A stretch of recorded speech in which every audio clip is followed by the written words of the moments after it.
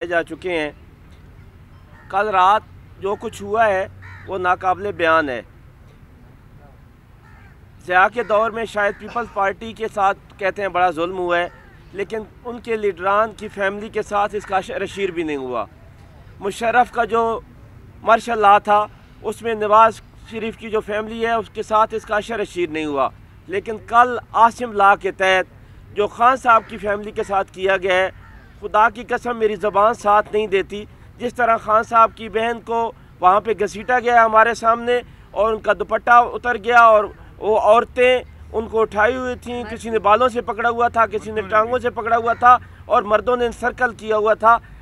क्या किसी मुल्क में, जमहूरी मुल्क में ऐसा भी होता है? इस वक्त मुल्क सख्त तरीन मार्शल लॉ से गुजर रहा है, इसमें कोई दूसरी बात नहीं है। और जो हमारे साथ हो रहा है, एक 2 टके का SHO 14वें ग्रेड का, वो मेम्बरान जो है कौमी असम्बली और सूबाई असम्बली और हमारे भाई जो कि वज़ीर हैं सूबाई, उनके साथ जिस तरह की गंदी ज़बान इस्तेमाल कर रहा था, मैं मीडिया के सामने वो बातें नहीं बता सकता कि जिस तरह की उसने गंदी ज़बान हमारे पार्लियामेंटेरियन के साथ इस्तेमाल की और चुन चुन के कहा जी कि मैं आप MPOs और आप MNAs की जो MNA शिप और MPA शिप और वजारत को ऐसे करता हूँ और ऐसे करता हूँ। और जो वकला के साथ उसने काले कोट में भी, खुद भी काले कोट में था, मेरे बाकी बहन भाई और भी ताबिश और फातिमा और अवैस और ये भी काले कोट में थे। जिस तरह उठाया गया और जिस तरह खान साहब की फैमिली के साथ ये जुल्म किया गया, कोई भी पाकिस्तानी ये बर्दाश्त नहीं कर सकता। और ये आगे उस तरफ लेके जा रहे हैं मामलात को कि फिर क्या मुल्क में ये चाहते हैं कि खून खराबा हो, ये चाहते हैं कि लोग बिल्कुल बेरब्त हो के निकल पड़े और जिसके सामने जो आए वो करे। जो कुछ रात पुलिस ने किया है, बेशक आप लोग वो नहीं दिखा सकते थे, आप लोगों के कैमरे भी बंद करवा दिए गए थे। आप उस वक्त मैं देख रहा था, कोई भी वहाँ पे मौजूद लोग जितने भी थे, कोई ऐसा नहीं था कि उन सीन को कैप्चर कर सके। लेकिन 1-2 वीडियोज़ हैं जिसमें खान साहब की फैमिली के साथ शदीद किस्म की मिसहैंडलिंग की जा रही थी। क्या किसी जमहूरी मुल्क में ऐसा भी होता है? बिल्कुल ऐसा नहीं होता। मार्शल लॉ है इस वक्त मुल्क में सख्त तरीन और कोई जमहूरियत नहीं है अगर मेम्बरान पार्लियामान, वकला और सबसे दुनिया के सबसे बड़े लीडर की फैमिली महफूज नहीं है और उनके साथ इस तरह बेईमाना तशद्दुद किया जा रहा है। तो हम क्या समझेंगे कि ये मुल्क फिर ऐसे चलता रहेगा? और क्या ये समझते हैं कि ये मुल्क को इस डगर पे चला के कितना टाइम और सर्वाइव कर सकते हैं? बेशक किसी का नोटिफिकेशन होना है, लेकिन वो 27वीं तरमीम इन्होंने पास करवा ली, वो 28वीं भी करवा लेंगे, वो तो उनकी जो मर्ज़ी है करवाते जाएंगे। लेकिन खान साहब को इन्होंने तना किया हुआ है। हमें शदीद कंसर्न है कि खान साहब को इन्होंने कैद तनाई में रखा हुआ है और हमें कोई पता नहीं है खान साहब के बारे में, ना उनकी फैमिली को, ना उनके वर्कर्स को और किसी शख्स को। जो शख्स 80% लोगों से भी ज़्यादा का नुमाइंदा है, जिसको पूरी दुनिया के लोग अपना लीडर मानते हैं, आपने उसको कैद तनाई में डाला हुआ है। आप उसकी फैमिली के साथ रोड पर जुल्म कर रहे हैं। और था क्या कि खान साहब की फैमिली और हम सड़क के किनारे पर बैठे हुए थे और रोड भी रवां दवां था, कोई ऐसे नहीं कि कोई ट्रैफिक ब्लॉकेज थी, बातचीत चल रही थी। और वो उस वक्त बातचीत, एक कोई शख्स आया हुआ था, वो अलीमा आपा से गुफ्तगू कर रहा था और पीछे से वो एजाज़ नामी वो 14वें ग्रेड का SHO, उसने कहा निकल, उठो उठो उठो, बस बहुत हो गया।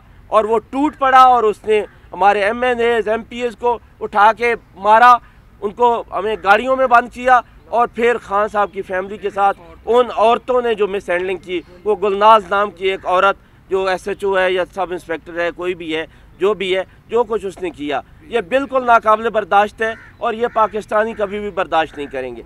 मैं एक दफ़ा बात करता हूँ इनको कि बेशक आपने बहुत जुल्म कर लिया हम पे, लेकिन जो कुछ रात हुआ है, अगर वो सारा कुछ पाकिस्तान की आवाम देख लेते और ये मीडिया काश वो दिखा सकता होता और ये सारी विजुअल सामने आ चुके होते, तो आज इस मुल्क में नक्शा ही तब्दील होता और लोग ना लोग घरों में बैठे होते।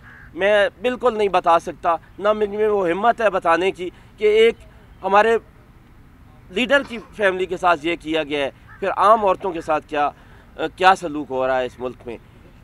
सबसे बड़ी बात कि मैंने पहली दफ़ा आप देखा है, मुझे 20 साल हो गए वकालत में, कि एक ही प्रिजन में हम मर्दों और औरतों को हमारियों को बंद किया गया। कभी भी मैंने इन 20 सालों में नहीं देखा कि एक प्रिजन वैन में मर्द भी हों और औरतें भी हों और उनको जानवरों की तरह बंद किया हुआ हो। और जिस तरह वो फातिमा हमारी बहन को मर्दों ने उठा के गाड़ी में डाला और जिस तरह बाकी ताबिश और नादिया को उठा के डाला गया और एक और हमारी बहन थी, वो उनका नाम मैं भूल रहा हूँ, जिस तरह उनको उठा के सायरा, हमारे MPA साहब को जिस तरह डाला गया, अब्दुल सलाम साहब को, ये सारी बातें नाकाबिले बर्दाश्त हैं। मैं एक दफ़ा फिर वार्न करता हूँ मरियम को और मरियम को लाने वालों को कि ये अब हमारा सिचुएशन पॉइंट आ चुका है।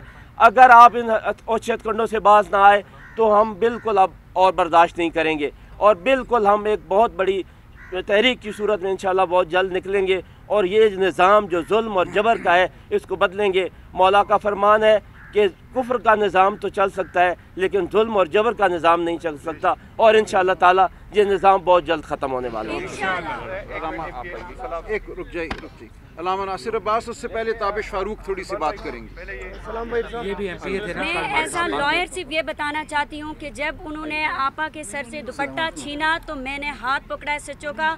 मैंने कहा कि सिर्फ उन्हें दुपट्टा दे दो, उनकी बेरुबती मत करो।